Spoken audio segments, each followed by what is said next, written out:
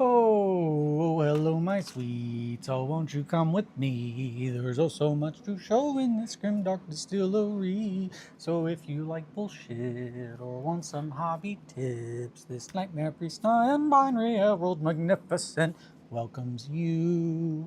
Hello, my sweets. So we're doing the hobby hang, evening hobby hang, because it's Thursday. Key fact, and I'm just gonna put this up front. I have had a couple beers. It's Thursday, which means I start drinking at 4:30, and y'all don't get to interrupt that. I'm just kidding. Little True Detective reference for you there. The really good season.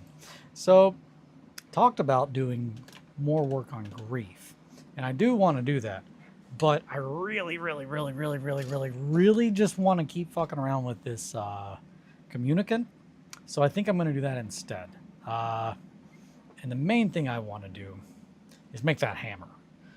So for those of you who do not know, the Trench Crusade hammer, the anti-tank hammer that is in, like as far as the models go, that's not how the drawing that Mike did for the rulebook looks. It actually looks like that.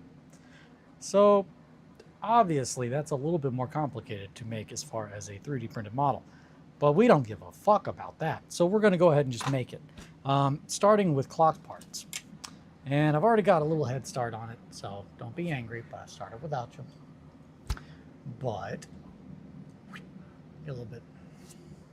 Come on, hand. Help me out. This is really small. So, these are some of my favorite watch parts, clock parts, really small clock parts. But I've used these before on my Mechanicus character that I never finished that has lots of servo arms and whatnot made out of other clock parts.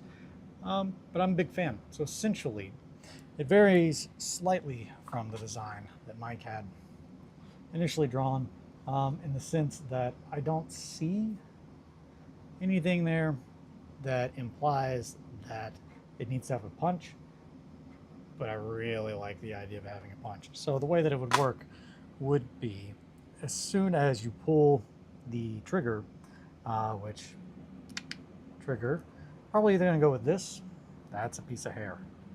Come on. Probably gonna go with this as far as the trigger mechanism. I might have to zoom out. There we go. So we're gonna go with that. A little piece of metal from the watch. That's the trigger mechanism, or I gotta find the other one. And herein lies the problem, my sweets, of working with really small bullshit. Found it. Or that one, which I've already kind of been working on. So I'm really leaning towards that. Also, it would really fit these monster hands that I've got. So in order to make that work, essentially, you would pull that lever that would release the whatever kind of chemical or gas propellant is inside the canister that's going to be on the back, which is connected to the other side of the hose. And that's going to flow up through those tubes. But what it still needs is a spark, an igniter, which I'm assuming that instead of it just being like a welding torch, I like the idea that it's actually very much akin to a hammer. So it has like a punch. Essentially, that would be a hole that has some kind of metal something that once you smash that hammer into something, that pushes that pin in and releases all of the fuel in combination with the strike, which would cause it to make a big fucking explosion. And that's rad as fuck. The actual design, while I do like it, I could not get my head around how the hell is the communicant supposed to rearm after hitting something with that. And that kind of caused my brain to just kind of stop. So I thought, well, I know how to fix that. We'll make it to where he doesn't need to replace that every single time. So that's what I think we're going to be working on. And on that note, I think there is a axe head that I want to use as the foundation. And I'm going to use that to build everything off of. And yep, it's pretty thick. So I have currently already got the bottom half of the pole already in there. Hi, Marco. What are you doing, girl? Oh yeah, I forgot. You've been going by Party. Or just call me Party from now on. I said, that's cool. That's cool. I did. So yeah, just like that. That's way too damn big though, so we're going to make that a lot smaller. And I'm going to pull up that picture just for reference. Yeah, a lot smaller. And a whole lot smaller. And we're going to file down that arrow as well, because that's too fucking big. And then we're going to do the back end as well. But first things first, we got to cut off that axe head. There we go.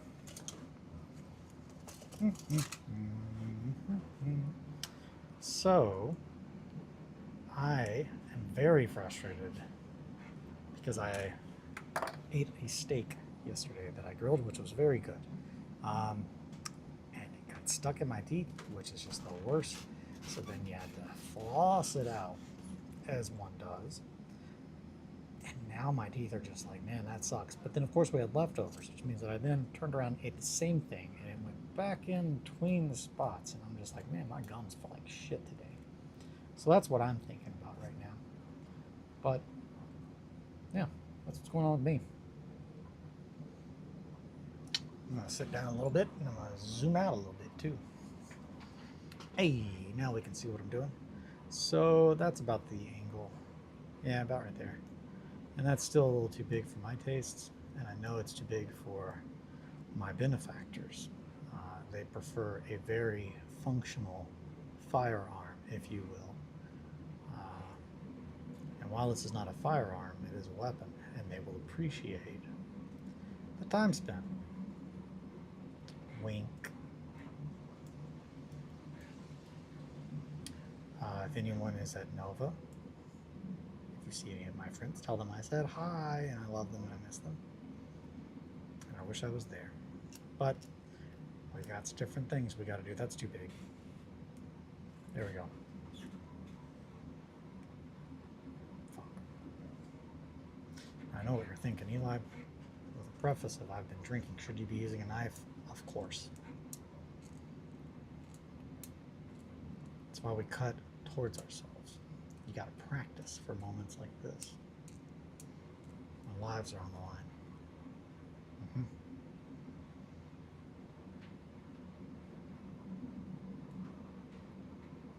Hey, Possum. How are you, my sweet? Good to see you. So I'm not working on Grief. I really want to make this anti-tank hammer. It's gotten me way too pumped the more and more I thought about it. Went down to our local brewery and had a few pints, as they say, isn't it?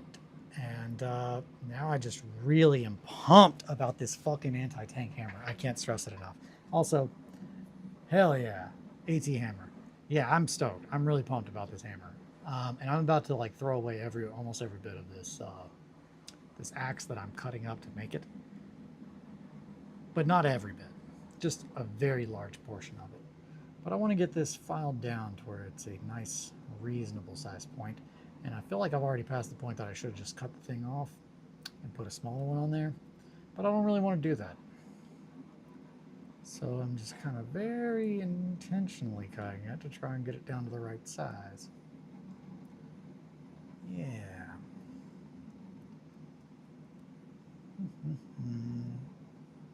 So how goes things with the possum? Hopefully well.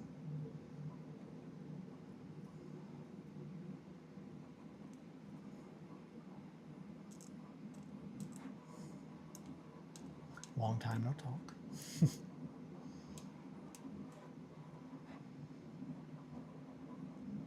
It's only been a couple hours. That's the joke.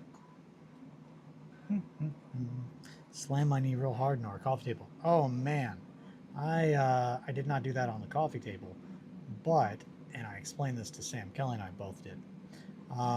We both, on average, at least once or twice a week, will hit the ever-loving shit out of our shins. Specifically, right, not shin, it's right there. God, it's still sore. It's still, I'm just like, man, that sucks.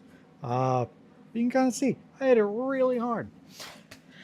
Our couch has like a pull-out part, so you can like make it to where you can like sit and like have your legs stretched out, and that's just comfortable. So we always have it out. It's just always out because it's just like, wow, that's way more comfortable.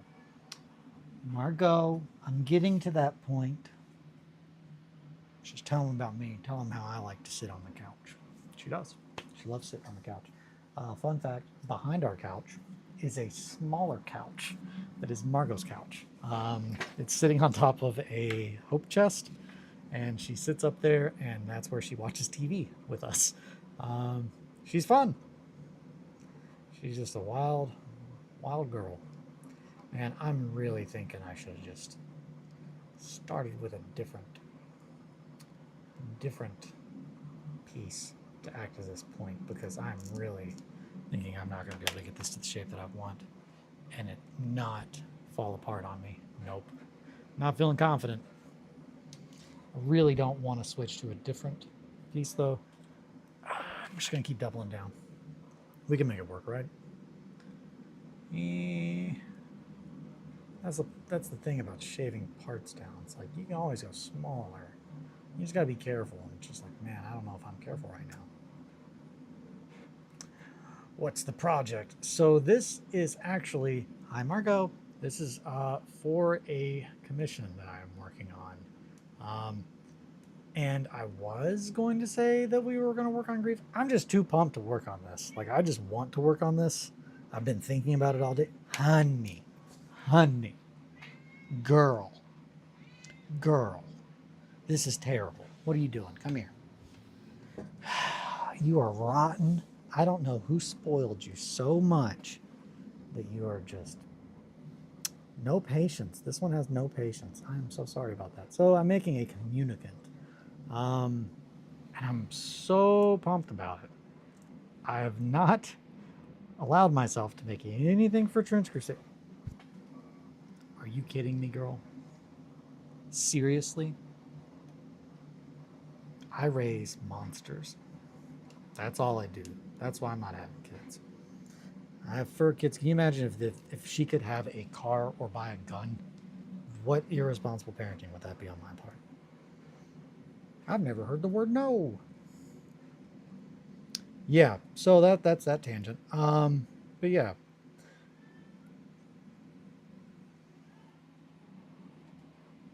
Ridiculous. I am so sorry. She's not normally like this, is what I would say, if I could say that and it not be a blatant lie. But she is always very needy. Because I reinforce that. As my wife would say, if you just give her what she wants whenever she cries, she'll just keep crying. It's just like, I know. I'm trying to be a good dad.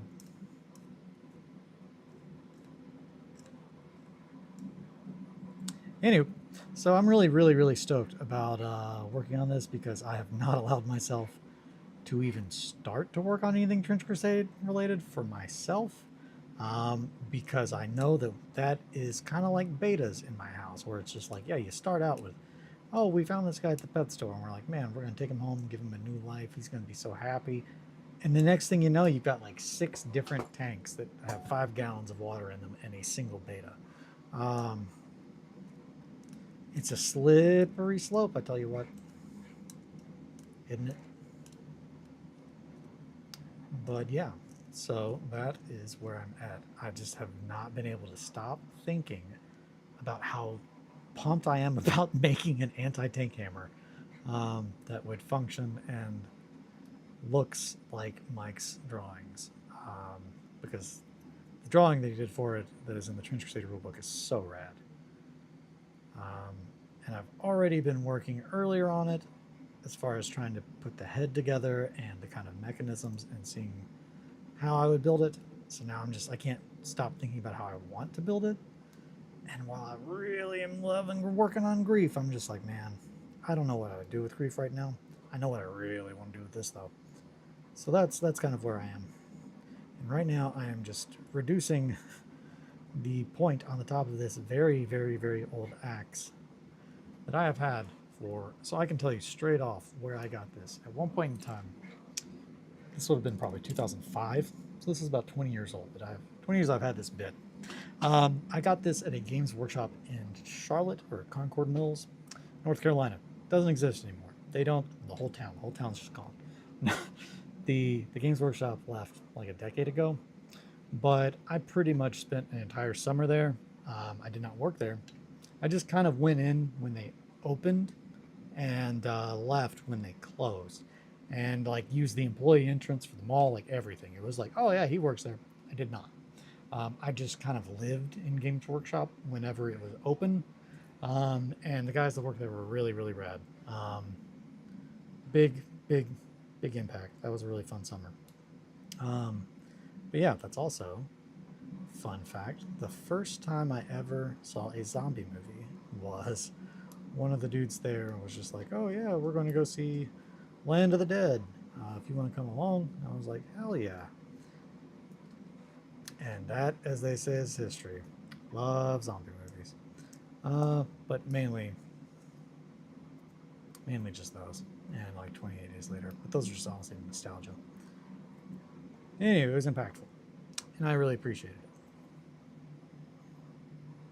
So, anywho, one summer while I was there, they had some kind of thing that was like a build. I think it was right after, because this is, again, key point in time. I'm old. This would have been the summer that the Eye of Terror campaign, I think, was going down.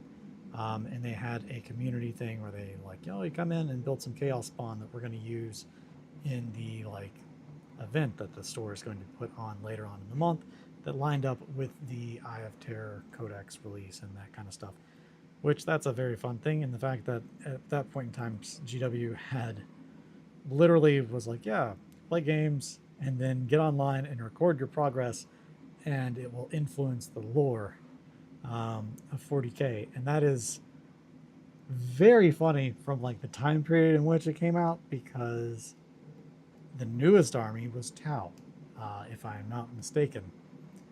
And apparently a lot of people really liked Tau because despite the fact that the Eye of Terror campaign had nothing to do with them, they had more games played than anybody, and they did way better than everybody according to the statistics. So it left GW being kind of like, what do we do about this? Because it has nothing to do with advancing the Eye of Terror actual campaign, but it is all the data that we got. It's just like, man, Tau are tearing it up. They're not there.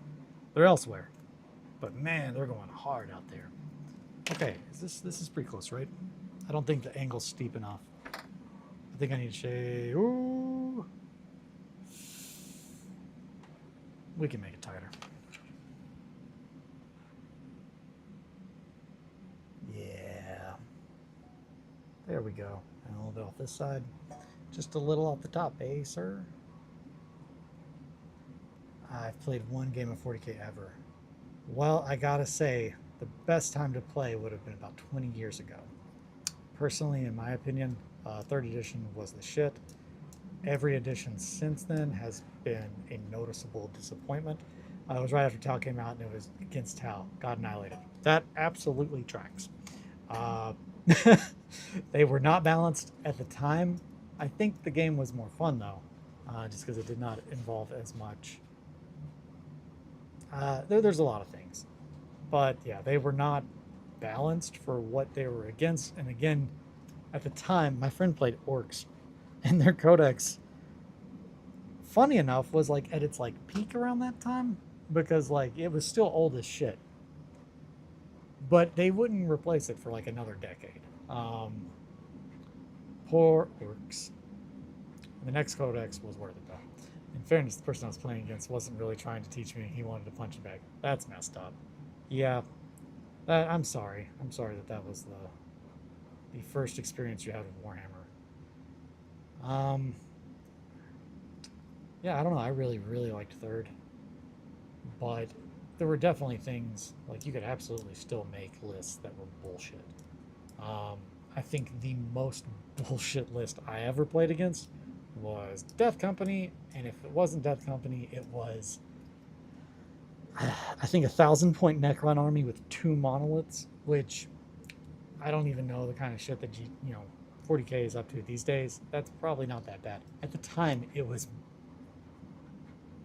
like a thing that like you wouldn't do that to somebody that you want to like talk to afterwards. Like it would be like I did that thing, and now I'm gonna leave because I'm a monster. It was like a crime against nature and mankind, humanity, to run two monoliths at the same time because they were. And I played Tyranids, so that's another thing. Key fact of why it was so just like, what the can I even do except melee? Carnifexes, the only thing that you could use that would have been able to hurt it because it had like armor value 14, like a land raider. It was essentially a land raider that respawned shit, could teleport shit, and there were two of them. And the only weapon that I had, range-wise, that could do anything to it, despite the fact that it had these crazy cannons that just removed units every shot, was a venom cannon on the Tyranids, which can't achieve penetrating hits. It can only glance. So it was just, I'm going to have to run up and I'm going to have to tear that thing apart with my bare hands, huh? And it went as well as you would assume. But I still think it was more fun than playing against the Death Company for the first time. Met Mr. Crusade, had him sign my Mordheim Warband name card. Atri, I'm so jealous right now. I'm very excited for you, though. And welcome. Did you find Alexander and tell him hi? Because I'm going to be even more jealous about that. Also, I told Eric, I was like, keep an eye out for Atri. She's there. She's great. Say hi to her. So hopefully either of them were like, hi. Which I also thought about this. I wonder the amount of people that went up to the Trench Crusade guys and were like, hey, Eli says hi, with a lot of eyes. Because I told a couple people, I was like, hey, tell them I said hi. Couldn't find Alexander, sadly. Booth's closed down by the time Mordheim finished tomorrow. Hell yeah. Hell yeah. Just keep telling them I said hi until they're like, who is this guy? Why won't he leave us alone? And then they'll be like, oh, we love him. And I'll be like, thanks. I love you too.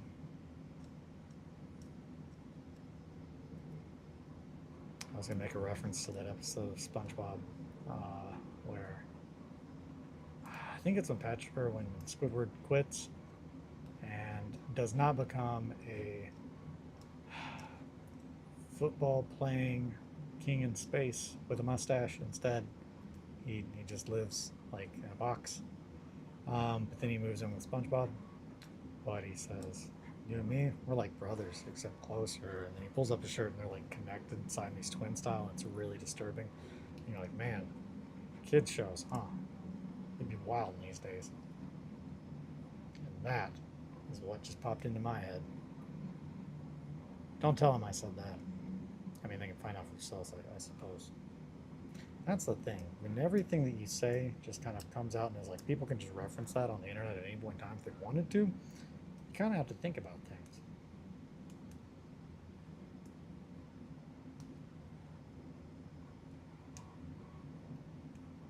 It's also weird when people are like, hey, you're talking about blank. And I was like, I have no recollection of that.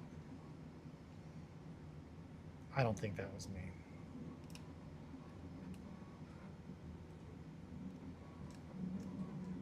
All right, man, we have almost got this guy. I think it's not pointy enough. Let's see. Show me the hammer. Not Daryl Isaacs. I'm kind of upset with this choice that I've made. But no, I'm not. It's good. No, it's not. I don't like this. This is upsetting.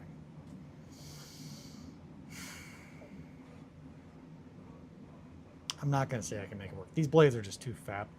They just really, they were obscenely thick axes. Like, it would be like if you tried to pick up an axe that the blade was as thick as your calf.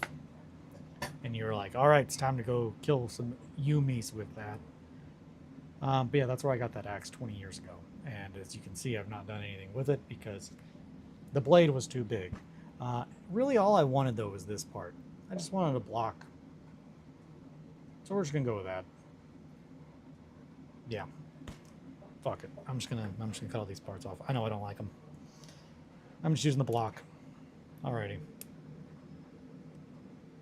Figure out the points. Also, I don't even know how that's gonna work on there. We'll see. What I mainly want to do is put this fucking rad hammerhead that I've made in there. Hell yeah.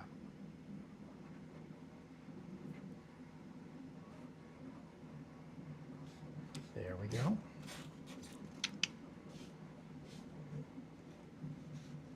I'm about to be upset with myself, I think, and be like, that's too thick too.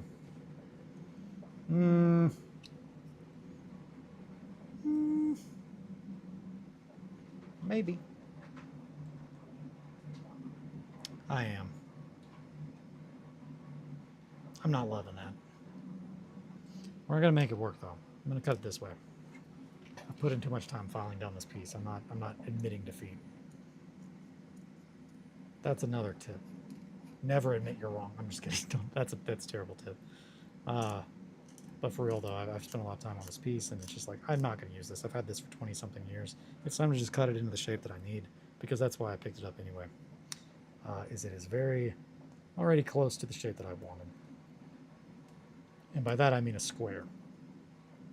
There were a lot of other options, but this is the one I chose, the square that was clearly shaped like a very large axe, and now just looks like a square. I'm not saying it was the best use of the bit. I'm not saying it's the worst though either. So 2, we're gonna go down 2. 1, 2, And then we're gonna smooth that out a little bit. Yep.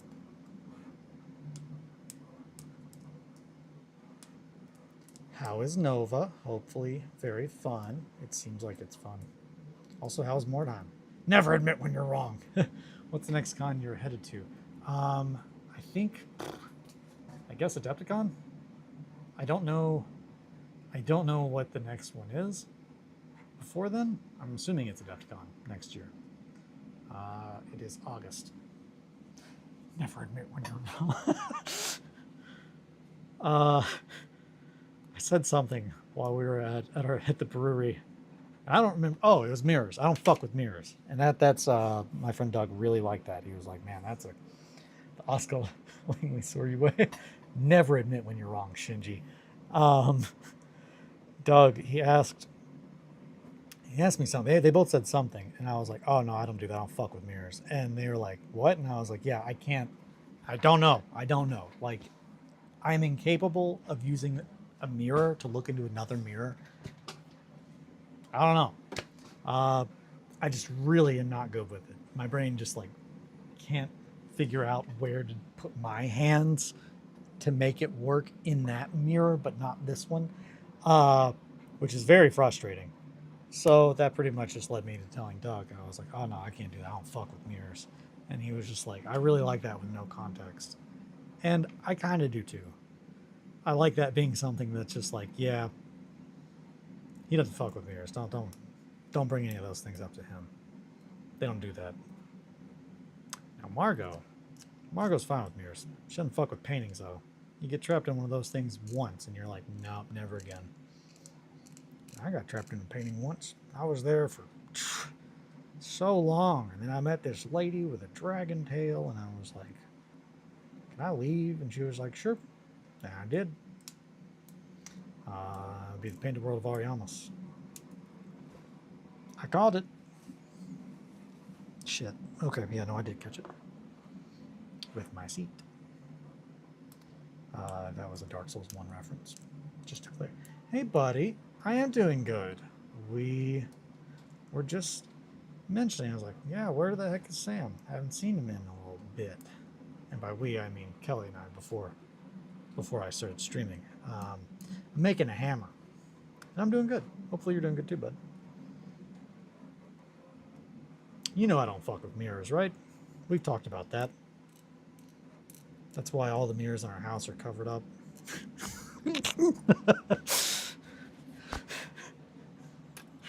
I have a bunch of mirrors. I just refuse to look at them. Kelly has to just constantly move bed sheets off of the mirrors so she can like look in them. And then, man, Lord help her if I come into the room and she's looking in the mirror. Not in my house.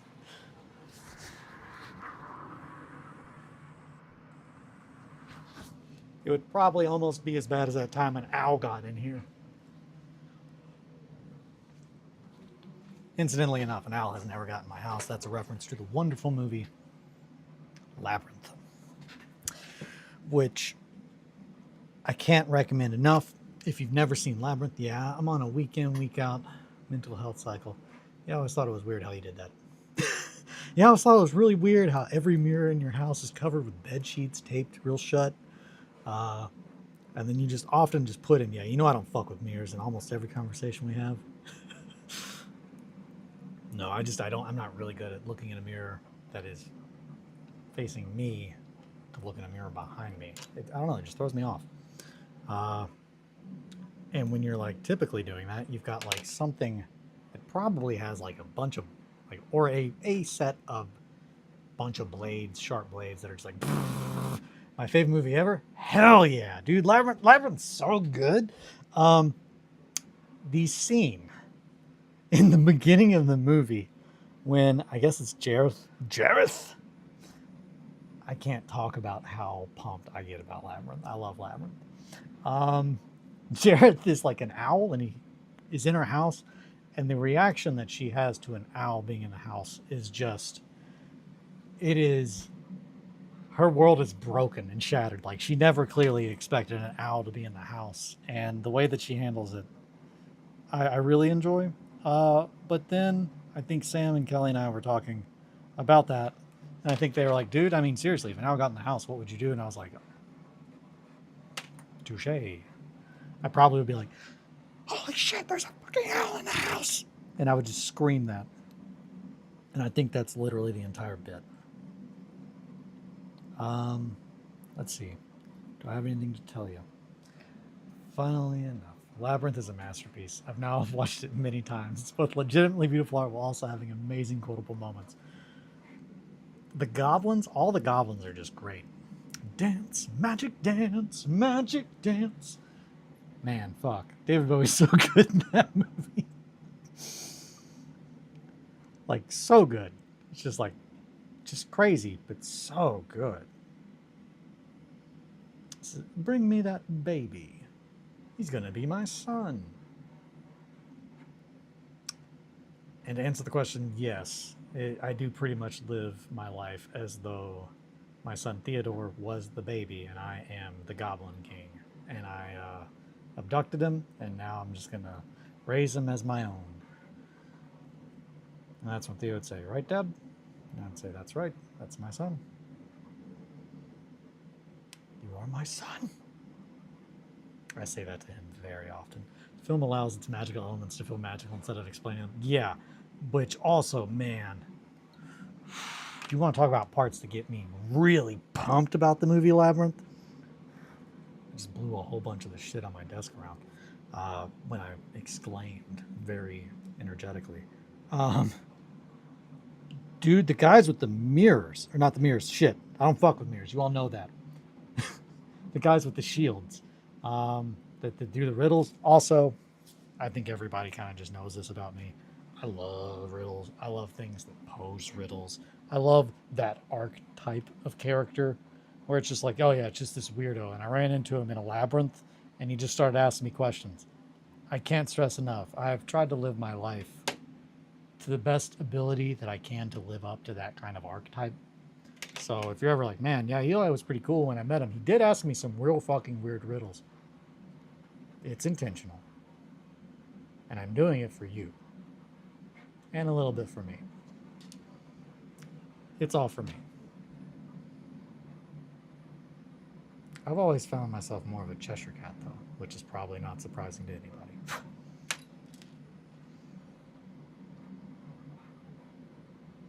Come on. Mike, why'd you make this thing look so complicated? I'm just kidding. I love it. I love a challenge. So, Sam, I don't think I explained it, but I'm making an anti-tank hammer, which is really fucking rad.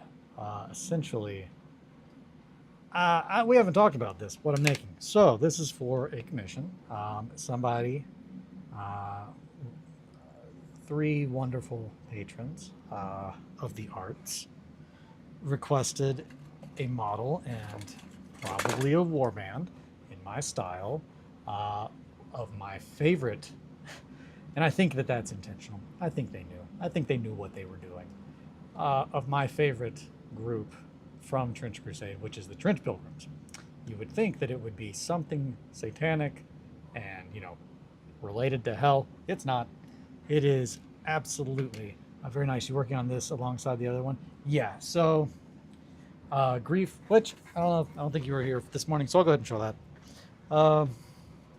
So Grief, man, I love that. Before I show you, everybody loves grief jokes.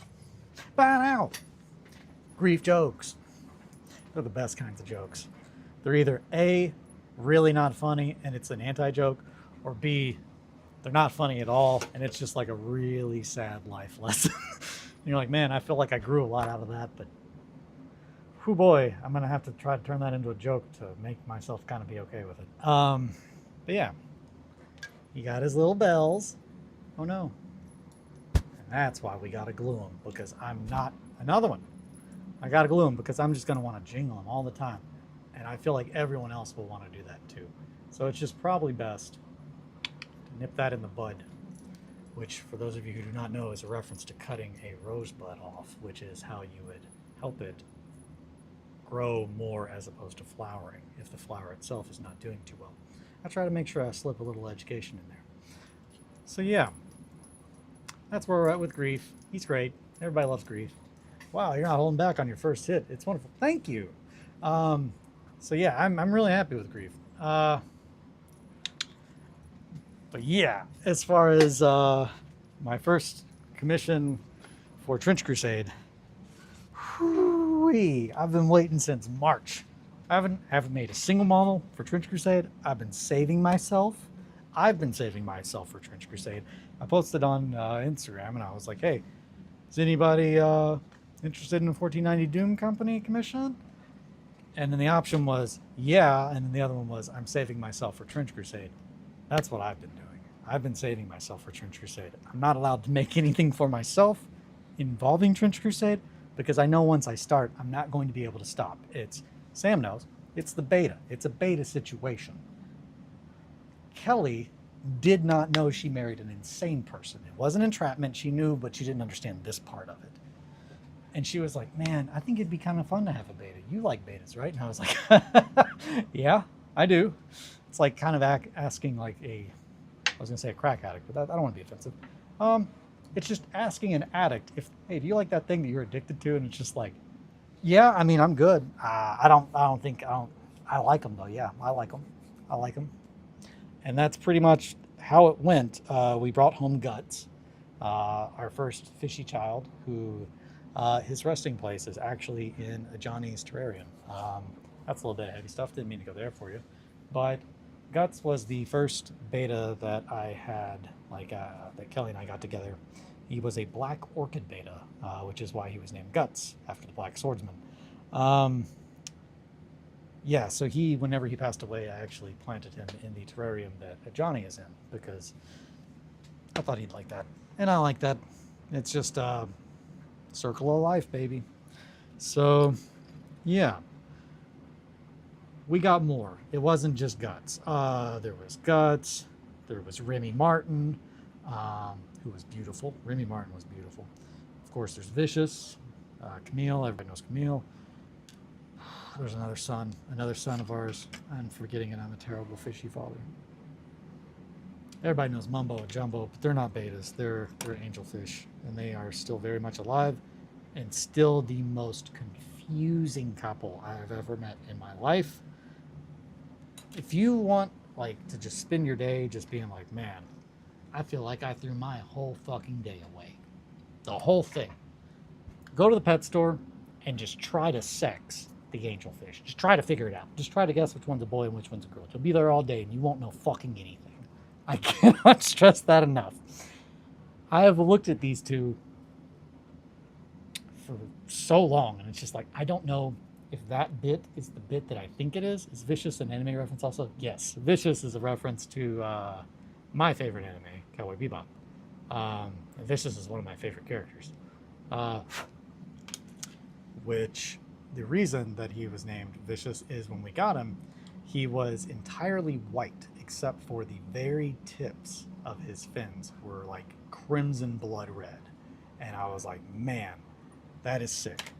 I'll go take a picture of him so you can see what he looks like now. He's not white. In fact, he's not even the colors that he changed after he like moved in with us and got happy. Hi, friend. Hi. He's a good boy. Vicious. Vicious. Vicious. Vicious. Vicious. He's the vicious. Which, ironically, he's not very vicious. Camille was the most vicious beta that I've ever had. Hot Daniel! Hot Daniel. That was my other sweet boy. So this is Vicious. He is getting up there in age. But yeah, all of my... Also, it's not that my tank is dirty. It has natural algae. I do... I can't remember their name, but I love the intersex character who's Vicious as Axe. Oh, fuck.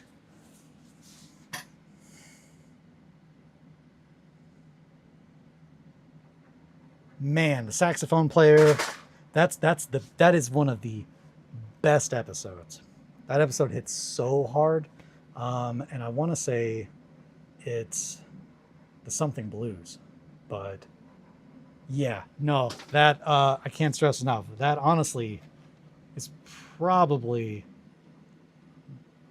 after Vicious, that is the second most quoted thing in our house. Ganymede Blues. That's it. Ganymede Blues. And the character's name is... Fuck. Ow. Ow, that hurt. Fuck. Their name is... I'm not going to be able to guess it. I'm going to be thinking about it, though. And eventually I will remember, and I'll just say it. But the thing that we say all the time in reference to Vicious is, you think I'm vicious? Because I love that part when the guys are trying to jump Spike. And they're like, yeah, we know who you are, Vicious. And like, he was cool. And he was like, man, I don't want to fight these guys. And then the moment that they like called him Vicious, he was like, you think I'm vicious? And he punches this fucking pipe and just like caves it in. It's so good. I love that show. So good. My favorite episode though is the Song of the Black Dog? That one is so good, where it goes into Jet's backstory. The Black Dog. It's not the Ballad of the Black Dog, is it?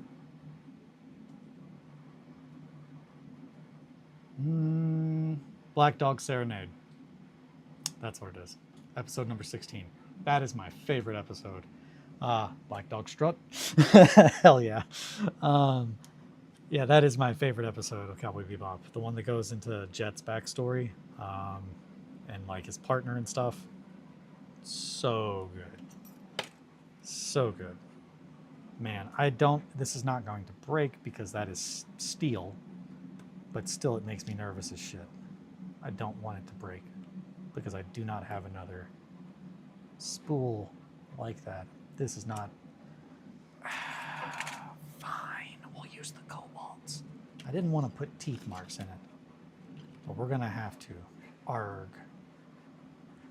Man, now I really want to watch Cowboy Bebop. I gotta tell you, the one with the prison ship is also amazing for his backstory. That's it, isn't it?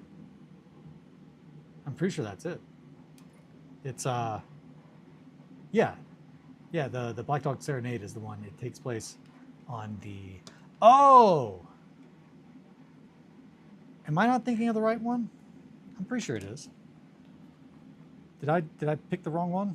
Black Dog Serenade, is that not the one where... Yeah, no, yeah, it's the one with Uday. Yeah. You're thinking of the one with his ex. Yeah, that one's pretty early on. yeah, Udai with Udai Taxum. There are 2 backstory of 3 his characters. Yeah. Yeah, the one that's like really noir and dark as shit. And like he's like, "Yep, your partner set you up," and then you shoot him. uh, that one, I really liked that one. Man, I am so pumped about this hammer right now. This is gonna be so sick. So, this is the body that I've been working on to bring everybody up to speed. It's big because it is a communicant, and I don't know if I've talked about what a communicant is. The black and white sections are amazing. Yes, no, it's so good. Man, I love Cowboy Bebop. Now I just want to watch Cowboy Bebop. Also, Trigun. Trigun and Bebop are 2 of my absolute favorite animes. I've talked about how much I love Trigun. And Possum's model is actually has a reference to Trigun because it is one of my favorite animes. But I'm so happy that was closed because I fucked up and I did that earlier, except with all of my pinning wires. And I got to tell you, hearing all of this fall on the ground, Lindaria whips ass. Hell yeah. Very nice. I'm about to do a rewatch of Trigun to give myself strength in these days. Dude, I'm a big fan of the Trigun manga. So I've never read the manga. But the anime gets me so pumped. But this arm right here, I always was really pumped about the angel arm because it's just like I didn't see that shit coming at all. Like I did not see the angel arm just coming out of his arm at all. Strongly recommend the manga, though the anime is also good. All right, well I'll put that on the list. I can't stress enough. I am always really excited to hear about animes that I love that have a manga that is worth reading after I've watched them because I'm a psychopath. And when I like something, I like to like it as hard as I can, which is why I'm not allowed to make anything for Trench Crusade until it's Trench Crusade time. And the only way around that is to say, hey, who wants me to make something for Trench Crusade for them? Because I'm not allowed to do it for me because that's like taking a recovering addict into wherever their whatever they think that they want the most is. And they're like, we're just here to look, but you can't touch anything. It's just like you're going to leave addicted again. And it's just like, I know that's what I am. It is a game that's just made for me. It's like, okay, World War I. Well, I'm already in. You had me there. But then you're like, okay, and also demons, heaven and hell, everything's metal as fuck. It's just like, okay, good. The guy who, made Mordheim, okay, cool. And also the guy whose art you've been following for like 20-something years. And that's why I was suspicious. I was like, okay, is there some like other shit going on? Because I can't. Oof. What are you using for those fun torn up foily bits? That is going to be for robes. Yeah, I know. It is a fun problem to have. I have all the original English releases of the Trigun manga, and they are falling apart because I've read them so many times. Hell yeah. Okay, that's good. That's good. I love that. Yeah, the foily bits are going to be for robes. So the main thing that I've been working on the past 2 days, not 2 days, past couple times that I've messed with it. I haven't been working for the whole time. I've just been slowly. But also, I'm going to talk about it again because every time I pick this thing up, this is my favorite tool that I own now. I love this vise. It's so good. It feels so good in the hand, and it is so accurate. Like, the machining is very precise. It holds things very, very well. So I made this little cross out of brass. I'll put that little vise down there. It's not time to show that off yet. There it is. Ah. So the thing about communicants, and it's just like, man, what is the first Trench Crusade model I want to make? Probably the most offensive one, the communicant. It's my favorite. It's my favorite thing in the lore. The communicant is someone that has eaten the flesh and blood. They have made communion with one of the Metacrises. Metacrists. Sorry, not Metacrisis. Metacrists. And they have pretty much now have cloned Jesus DNA in them, so they have like crazy regenerative abilities. They grow really huge. And then the big thing that they like to do, this is a fun thing. They love this. They love taking crosses and hammering them into their faces, specifically through their eye holes. so they can see better while blinded through the powers of faith. And you know your boy's got to make that as grisly as possible. So I made this skull. I took a larger skull from the Chaos Vehicle Upgrade sprue. I cut a bunch of the left side, the orbital. I shaved the orbital off, and then I cut it right about here and pried the head apart. So it would be, I'm having a meta crisis. I pulled the head apart. I'm sorry, bud. Pulled the head apart to make it wider spread because I really wanted to show that this is something that has mutated. It's not supposed to look like this. And then I put these little nails into the eye holes. So I filed them very smooth. So smooth. Bum, ba-da-bum, bum, bum, bum. Oh, it's a little off center. Damn it, maybe the... Aha. Yeah, so I gotta glue it, but it's supposed to sit like that on its face. Now, the actual models for it, every one of them has like a robe over its face. I don't fuck with that. Just like mirrors, I don't like that. I like to show the really awful thing underneath, unless the rest of the model is so awful that it then is even scarier to think about what's under there. Yeah, so you guys want to hear something real fun, nasty? Those are teeth. And when I mean teeth, I mean like mice teeth. Like I put all those teeth in there, tooth by tooth. Most of them are just teeth from a mouse, but some of them are small mice bones that I broke and then used the edges. But those are teeth, like all of them. So the actual detail on them is much higher than I could do as far as sculpting my own teeth, which I've done a lot of. I've sculpted a lot of teeth. I've never used real teeth, but hoo boy, I've been waiting years, and I figured the game that I've saved myself 6 months, I feel like it's the time to use them. So I put a whole bunch of teeth in. I put nails in its eyes. Got to get some bones from my partner. Hell yeah. You got to get the little Adventure Time reference. Also, that was what the real teeth thing might fetch some extra money. Maybe. Probably. They are definitely on the list of like, oh yeah, if it's a finite thing. Ironically, I do have a lot of bones, as you can see. Bones. Now, this is from an owl pellet.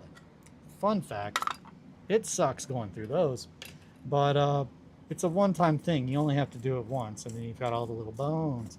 So this is a real fun little piece. It's got some teeth on there too, but those are way too big. Same thing with these. Those are actually like chomping teeth. So this right here is much more in line. Right there, that little bone. That would be like, you cut that in half and those become 2 molars. But even that's a little big. This is more like what I was actually messing with, like these really thin little bones. There's an actual pointy tooth. Eventually I'll make something spoopy, like scary with pointy teeth, and it'll get some of those. I also came really close to using this eye socket. There's a part of a skull in here, and I came really close to using that, but I knew that I was going to be putting a whole lot of green stuff, and I wanted to make sure that if I'm using bone, you see it, because otherwise it's just a waste of the bones. So yeah, last little thing I'm going to pick up on that, saying I would spend more money on something that was made with real bones. I know that is the truth about myself, and I don't think I'm on. Oh no, me too. As someone that buys bones, just bones, and skulls, I'm telling Lissy about all the bones I'm watching you show us on your using of your models. How often do people get to say that? Yeah, I watched this guy make a model for a little game, and he used bones because he's a psycho. So just to show a little bit of detail that I really tried to capture. On this cross, we've got the 3, the parts that hold it up there. There's also one that typically goes in the middle to hold the mouth shut by hammering in through the mandible. So, of course, our boy, actually it's not correct, our lass, I also wanted to make a female communicant. So, right here is, you cannot see it because again this is really small and I'm already zoomed in at 50 millimeter.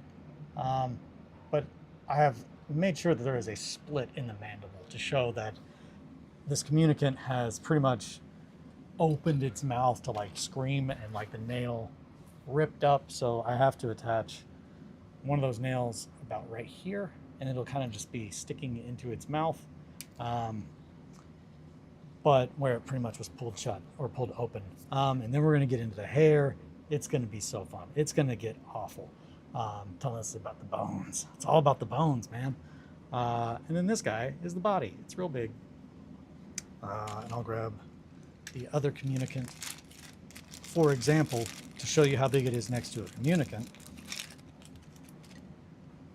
So that is the gunner communicant, and that is kind of where I based a lot of the proportions on.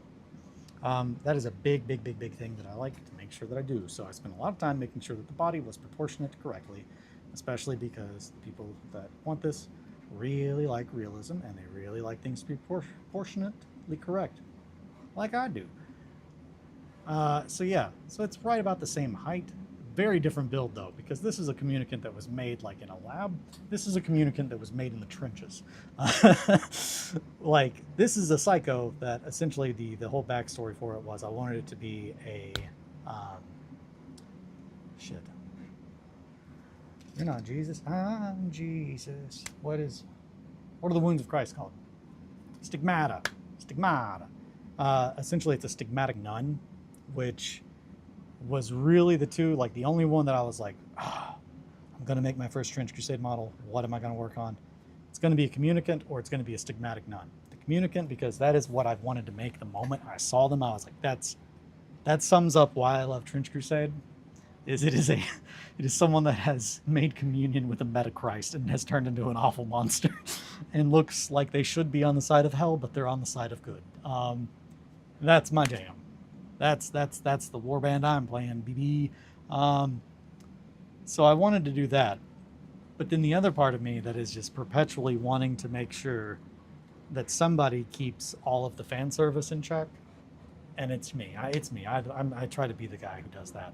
I like to take whatever the sexy model is and make it something to where if you think that there's anything sexy or sexual about it, you should go and be evaluated, because it's not.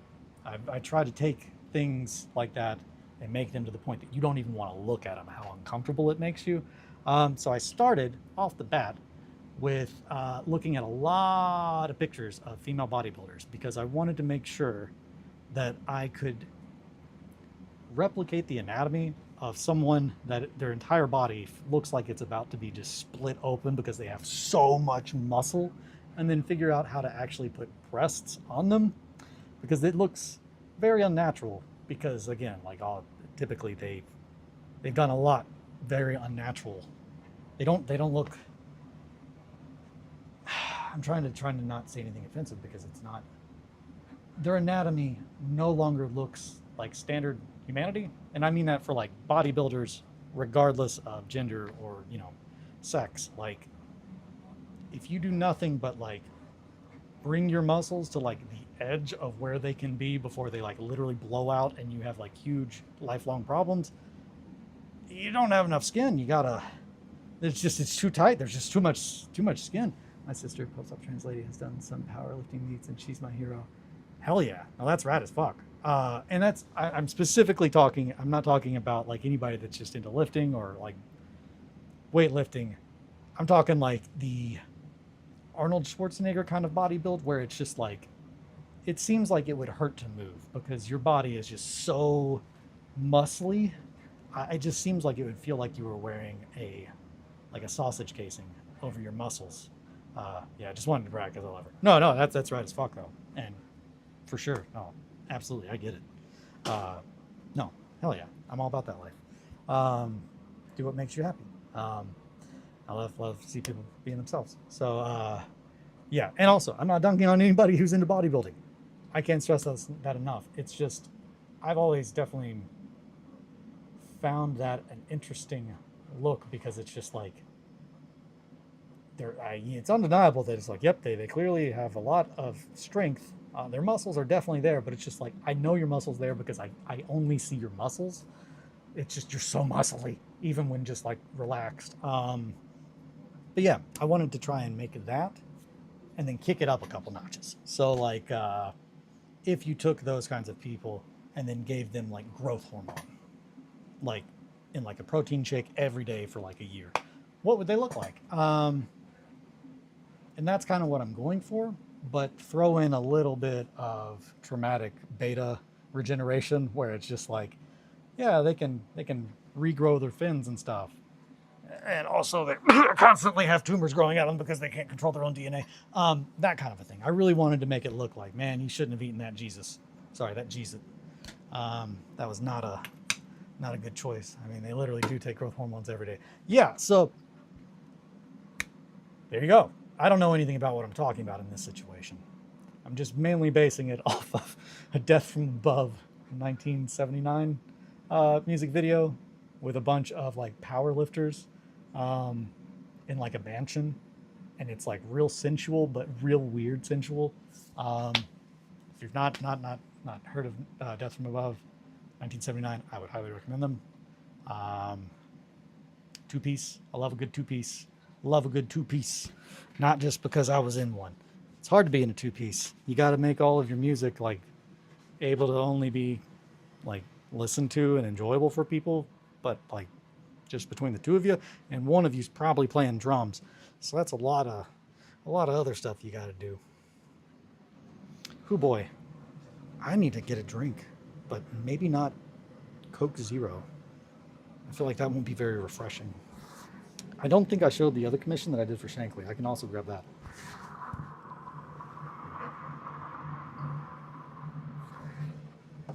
Yeah, sorry guys, we're not really going to town on this hobby.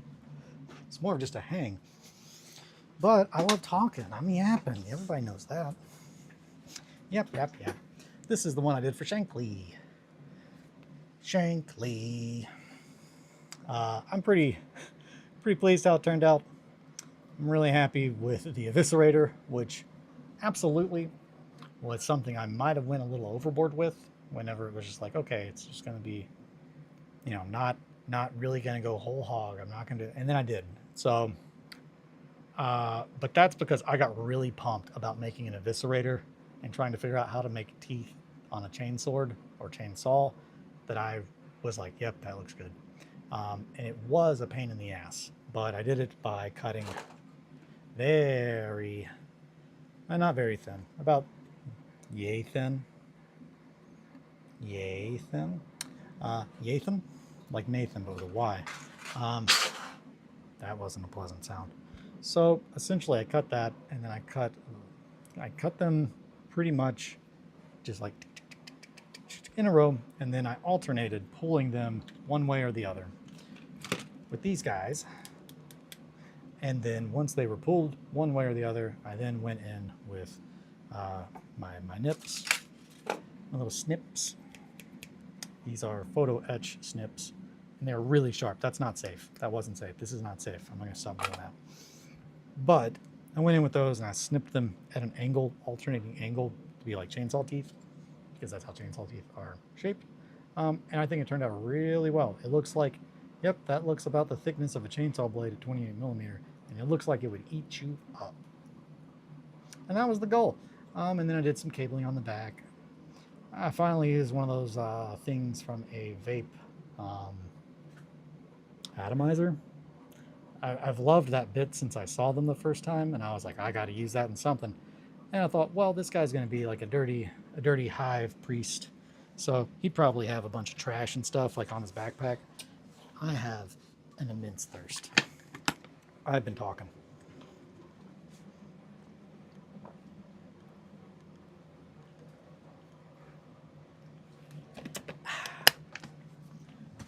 That's good water.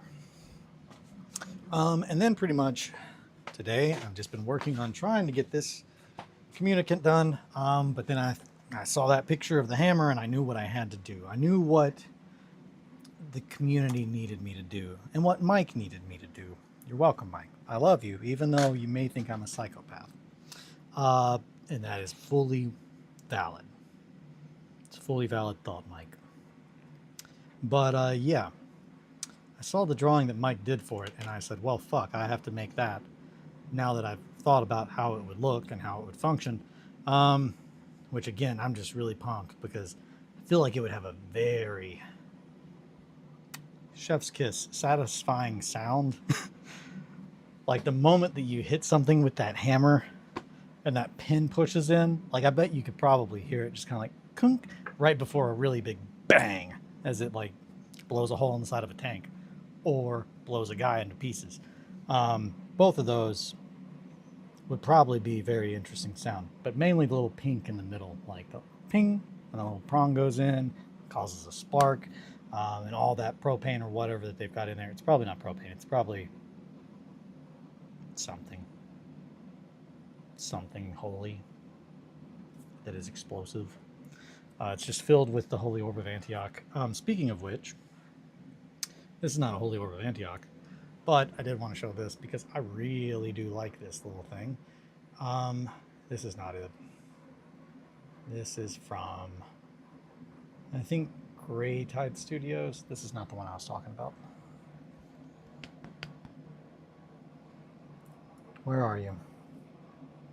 So this is actually a three-dimensional scan of some reliquary in some museum or cathedral. I don't remember where. I want to say somewhere in Italy, but Italy or Spain. But yeah, I found that and I shrank it down really little so it would be the perfect size to slap on somebody's backpack. And then I decided I don't think I want to make Black Templar because I was making an entire army of them out of spite. And that's not a good reason to make an entire army, especially to prove a point that you can't prove that you can paint an army in like a month. And I could, except the fact that I'm physically incapable of doing that. I print them and I start painting after I do just a little converting. And I mean, the smallest, just like, okay, just one or two things. And then the moment I start painting, I'm like, well, what if I just do this? And the next thing I know, I'm just doing what I'm doing, but for an entire army. And that's a crazy person thing to do. It's just not sustainable. You don't, that's so much time to try and convert every model to a level that's just already kind of crazy. I know it's crazy.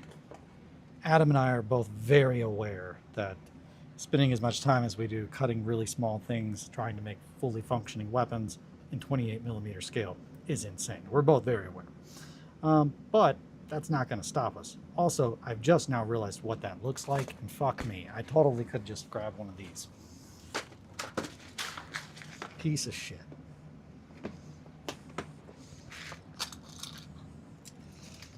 Gosh dang it, Bobby.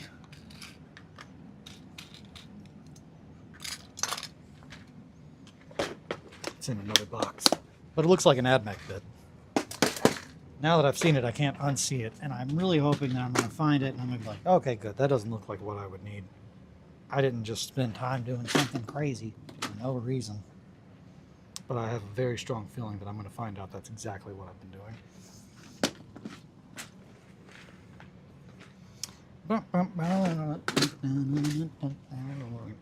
Hey, there. Let's see. So that looks a lot, and I mean a lot, like a leg from an AdMech. Yeah, it's pretty damn close.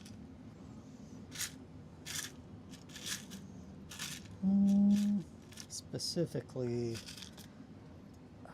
the infiltrators or the stalkers. I don't remember what they're called. It looks pretty darn similar. Looks a lot like that, but it's not tight enough, which means that I didn't waste my time, because I wouldn't have been happy with that, just like the tip that I broke off already. I know who I am. Embrace the madness. So here we go. It's time to drill some holes, but first we're going to cut that guy. Just a little bit. Like right there. Hey, look at me, Ma. I'm cutting away from my skin. No way I can get hurt like this. Right. Actually, truth be told, this is actually a lot easier because I can apply full force down. I'm not saying that I'm going to stop cutting towards myself with my hand as a backstop. I would never say that because we all know that's a lie, and I'm not going to lie to you. I already said that. And if I do lie to you, I'm going to quickly say, that was a joke. I'm just kidding.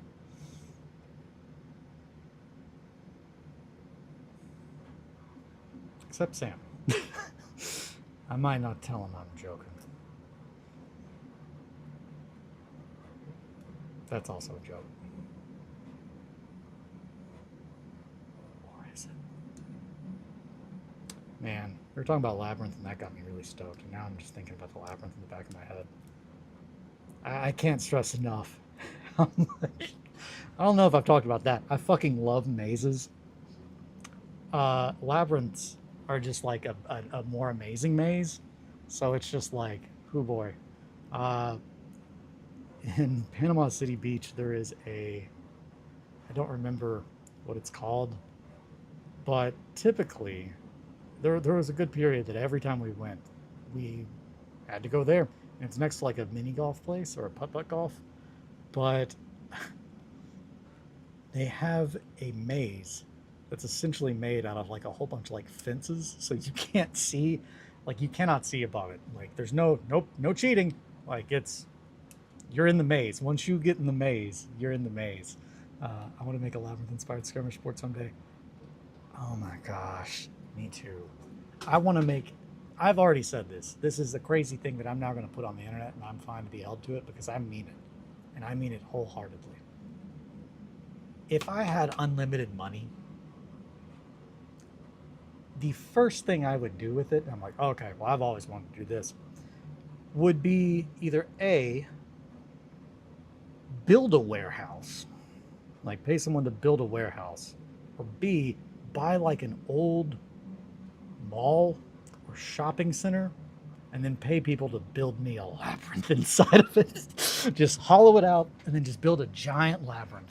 And I don't want to know how to get out of it.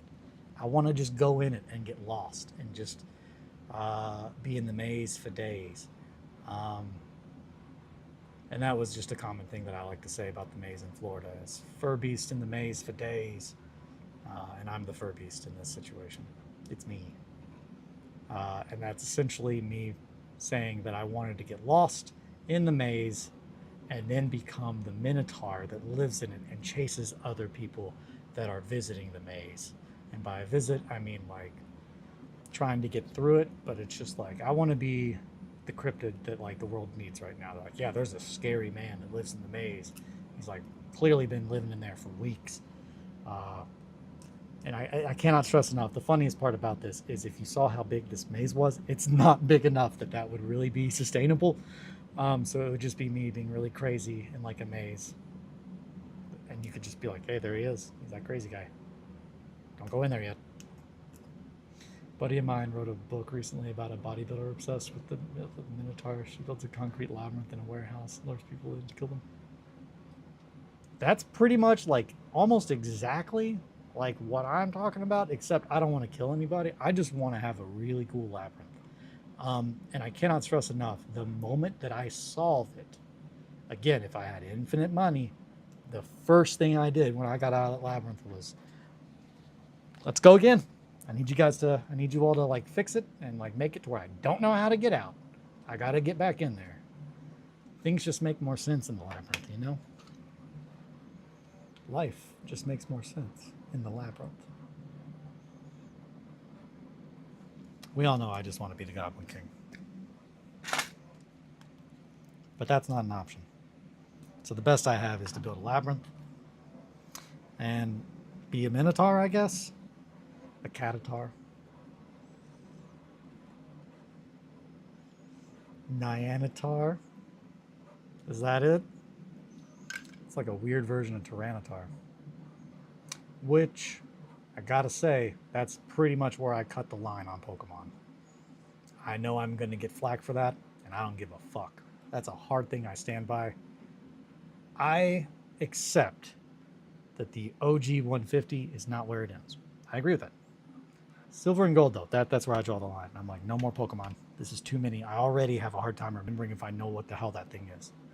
And it's really fun when you start playing Diamond and you don't know how many, like you only played Silver, like you played the fuck out of Yellow to the point that like for years, and I just realized, I just read the other day, there's a term for it when you essentially, and now it's the one that I can't ever think of off the top of my head when I'm trying to, but it's my natural hold music or busy tone when I'm just doing something. I played a ton of Crystal. That was your era. That, and see, it's the age thing. Like I came out like, or it came out like Yellow came out when I was like right at the age where I was like, hell yeah, Pokemon, which of course pretty much when Pokemon came out. I'm old. I didn't play Red or Blue. Sam played a bunch of Blue, if I'm not mistaken, and he might correct me on that. But if he played Red, I'm going to be very shocked. It's just like, did someone get you that instead? Because his favorite color is blue. So that would just be really weird. Anywho, but yeah, when you only played Yellow, I played so much Yellow that the busy tone in my head, like when you're like not doing anything, it's just like do do do. I just would be laying in bed for like, I mean, and this is years, like a full-on decade at least, that I would be trying to go to sleep, and I could hear pure as day, the sound of Pallet Town, like the Pallet Town theme song, just stuck in my head, just playing on loop. And I'm just like, God, that's definitely like a part of hell. That was poor mom didn't buy me a Game Boy till middle school in Crystal. Hell yeah. I also, yeah, we were, so I would have been, I was in middle school. I was in middle school whenever it came out. I've been like maybe 6th grade. I don't know. I'm old. For me, it's the Pokemon Center tune. I don't even know if I can remember that off my head. And I don't mean that mean. I'm kind of glad that I can't, because I can't afford. I'm so glad that I don't remember off the top of my head what Lavender Town sounds like. Or not Lavender Town, Pallet Town. I said Lavender. That's Pallet Town. Yeah, Pallet Town is the one that you're in. That place, just that music forever, was just living rent free in my brain against my will. Wouldn't recommend it.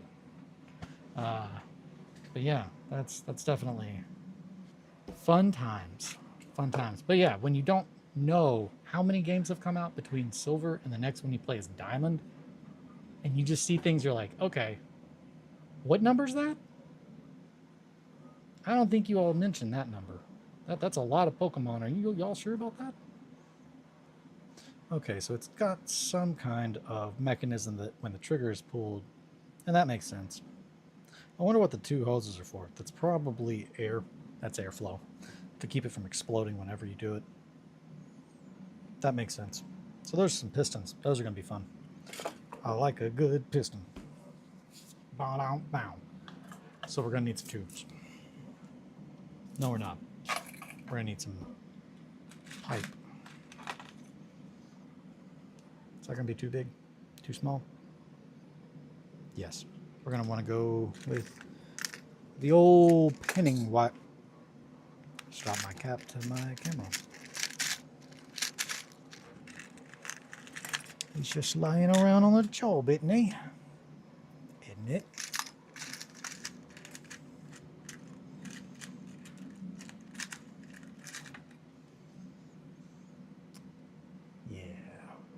Yeah, right about there. That's going to be tight. It's going to be a tight fit, but I think we can make it work.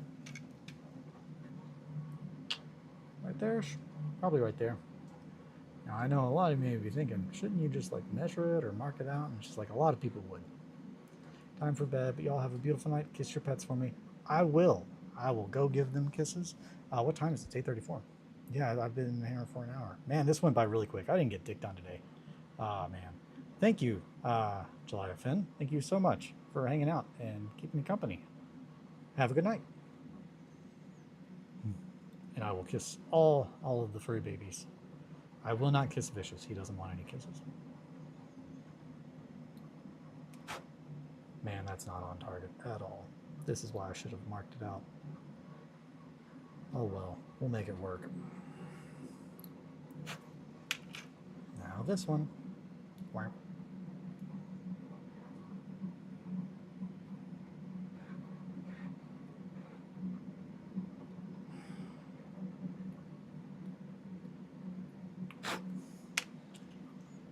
Yeah, right about there.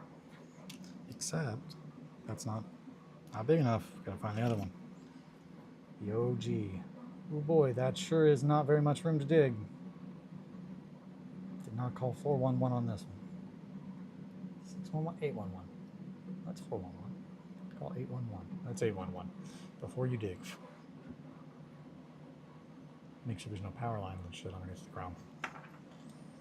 For those of you who are curious, man, I gotta quit dropping stuff in my lap. That didn't feel good. Yep. That's gonna be good. Now, is that gonna look crazy? Nah, that's gonna look dope as hell.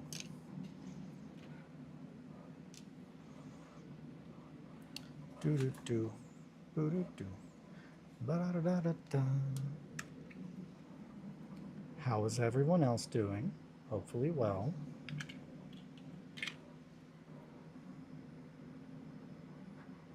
And then it fell silent. Do I need to talk more about Labyrinth? Or Hot Daniel? I'll talk about Hot Daniel.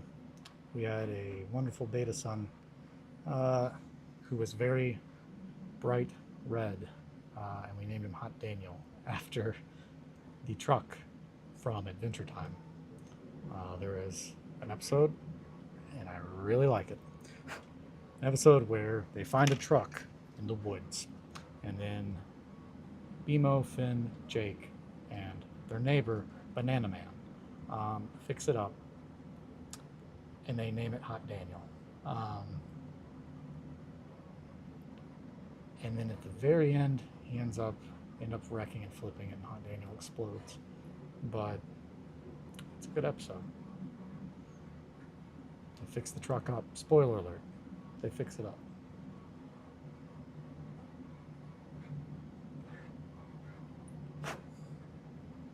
Whenever I think of Adventure Time, I think of playing Adventure Time Minecraft, which was very fun. I was a big fan of all the tunes, like all the little musics.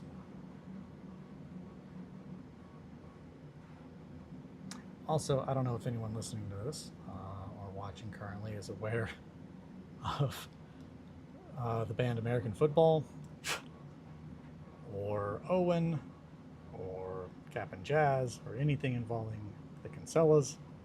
But I just learned that our friend's mom took them to go see, I'm pretty sure,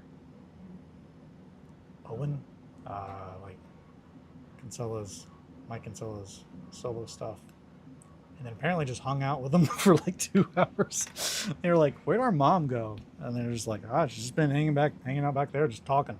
And it's just like, huh, that's weird. I would like to go hang out and talk to the guy in the band that I came here to see and was really excited about, but he just wants to hang out and talk to my mom. Wah, wah.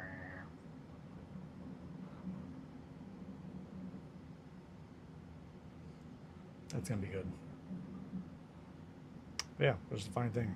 We were just talking about American football, and I was like, isn't that the guy that I hung out with? And we're like, what? Like, yeah, just hung out, just chatted with Mike and Sal for like 2 hours. Like, that's fucking weird. How did that happen?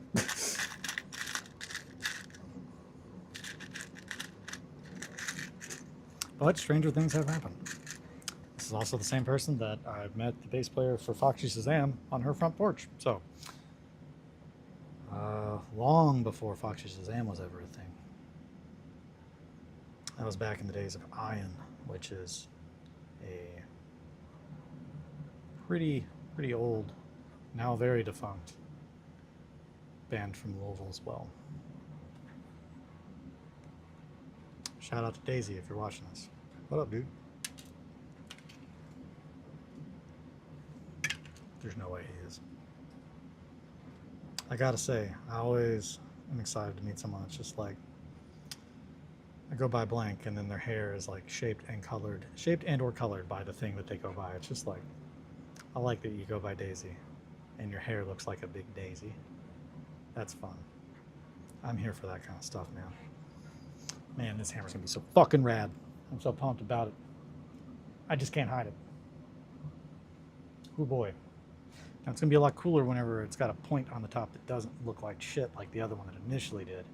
But we'll deal with that tomorrow. That's a tomorrow problem, not a today problem. Today's problem is figuring out, now what do I do after this? Right about there is where it's gonna connect. Yeah, this is gonna be so fucking sick. Hell yeah. Which means I'm gonna have to cut another piece of this axe handle that I'm very appropriately using. Also, here's the shield. So the other hand is going to have this trench shield. And that arm is slightly... Is that where I had it? I think so. Yeah, I think it was right there. No. There we go. That's what I thought. Yeah, that's good. And the head will go right in there. I'm not going to pull it out of there, but should be right about the same size that I'm looking for. I might need to add more depth to the back of the head, the cranium. Ow. I just eat the whole thing. And just cancel, just delete my YouTube account. I'm done. I'm eating bits, whole pieces now. Also, anyone that was listening the other day, I have now since had peanut brittle. And hot damn, that was a mistake. Like, I already had a problem like with control around like peanuts, just like my son. He takes after his father. We both are fiends for peanuts. He is way more of a fiend. Like, it's not good. Like, you gotta keep peanuts away from that boy. He gets way too aggressive. He's like, give me those peanuts. And you're just like, son, you can't have any more peanuts. You've already had probably more than you need. And he's like, I love them. He also really likes cucumbers, which is a fun thing. If you've never seen a cat eat a cucumber, it's strange. It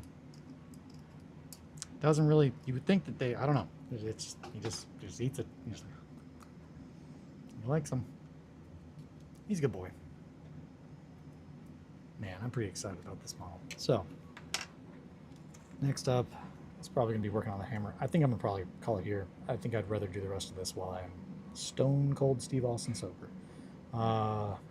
Stone sober. Yeah. I don't want to mess around with really small bits and knives anymore for tonight. Because tomorrow I'm going to be adding the trigger to the handle. We're going to have to build the trigger mechanism. I'm going to pull up that reference again. Yeah. So that is going to connect this little spot right here. And the hose connects on the other side. And then there's a cross guard. So I need to make 1, 2, 3 connectors. There's some pistons up there. I don't think I'm going to add the pistons.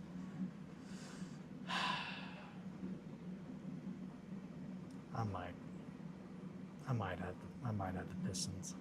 Hey, possum. It is very itsy bitsy. I think it's going to be real good though. But very itsy bitsy. That hammer's going to look so sick. It's going to look like, man, I bet you could blow a hole in the tank with that. And you know we're going to have a hose. You know I love a good hose. Yeah. The handle on that kind of looks like a... I'm not going to be able to guess it off the top of my head. Kanabo? K-A-N-A-B-O. It kind of looks like that. It's like a hexagonal shaped piece of wood or metal with spikes around it. It was like a... I want to say it was a Japanese mace. Like feudal Japan era.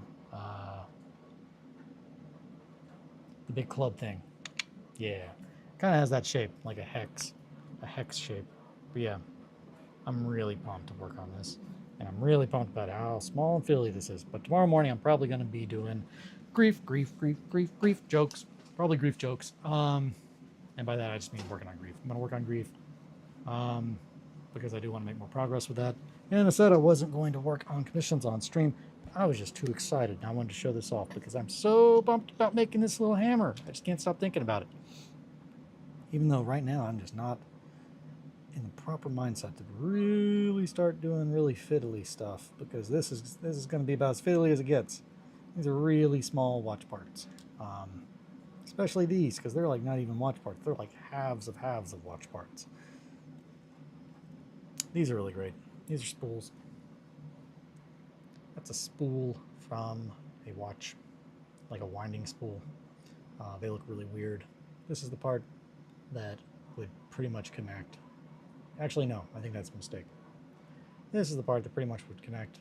And actually, I had to remove one of these earlier, the one that I'm using, because it had the little knob that you turn. Here it is. This guy. Whamp. Just that little guy on there. And just screw it on. Bam. Could have used that as the little pin that I found, and I won't repeat what it's for again because nobody liked that. It is what it is.